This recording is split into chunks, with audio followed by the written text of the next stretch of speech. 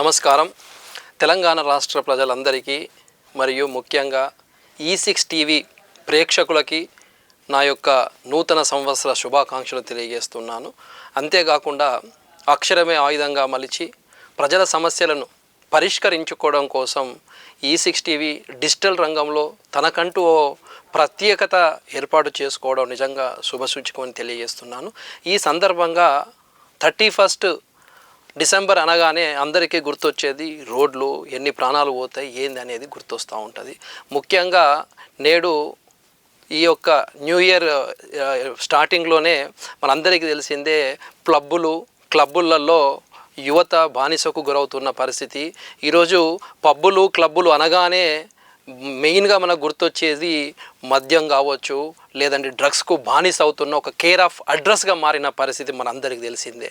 అయితే నేనేమంటున్నాను, యువతకు ఈరోజు దేశానికి వెన్నుముక యువత, దేశ రథచక్రాలను నడిపేది యువత, దేశానికి ఒక గొప్ప సంపద యువత. అలాంటి యువత కలిసికట్టుగా ముందుకు పోతే ఓ కొత్త ప్రపంచాన్ని సృష్టించవచ్చని సందర్భంగా తెలియజేస్తున్నాను. కానీ నేడు ఈ యొక్క డ్రగ్స్కు బానిసలయ్యి మత్తులో మునిగిపోతూ ఉన్నారు. మత్తులో మునగకుండా ఒక బలమైన సంకల్ప బలంతో మునగండి. ఒక లక్ష్యాన్ని, ఒక గమ్యాన్ని చేరుకోవడానికి అలుపరిగని పోరాటం చేస్తూ ముందుకు సాగాలి. మీరు గొప్పవాళ్ళుగా తీర్చిదిద్దబడతారని. ఒక ప్రాణం విలువ ఏముంది అని అనుకుంటే, ఒక ప్రాణం విలువ వాళ్ళ తల్లిదండ్రుల ఆశయాలను అంధకారంలోకి నెట్టివేసినట్లే, ఓ కుటుంబాన్ని అంధకారంలోకి నెట్టివేసినట్టే. అందుకే ప్రతి ఒక్కరూ టూ వీలర్ నడిపేవారు ప్రతి ఒక్కరూ హెల్మెట్ను ధరించి మీరు వెళ్ళాలి. అలాగే కారు నడిపే వాళ్ళు ఖచ్చితంగా సీటు బెల్ట్ను ధరించి మీరు వెళ్ళాలి.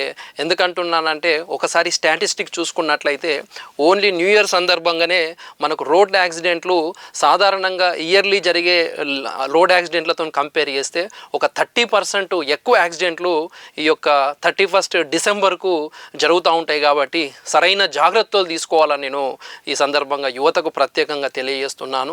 అంతేకాకుండా ముఖ్యంగా ఈ యాక్సిడెంట్లు అయ్యే స్టాటిస్టిక్స్ తీసుకున్నట్లయితే 60% యువతనే ఉన్నది. యువత రేపటి పౌరులు. వారు దేశం యొక్క తలరాతను మార్చే యువకులు. వాళ్ళు దేశ భవిష్యత్తు వాళ్ళ చేతిలో ఉంది. తలరాతను మార్చే నైపుణ్యము, శక్తి వాళ్ళలో ఉంది. కాబట్టి మీరు జాగ్రత్తగా ఉండండి. మత్తు పదార్థాలకు దూరంగా ఉండండి.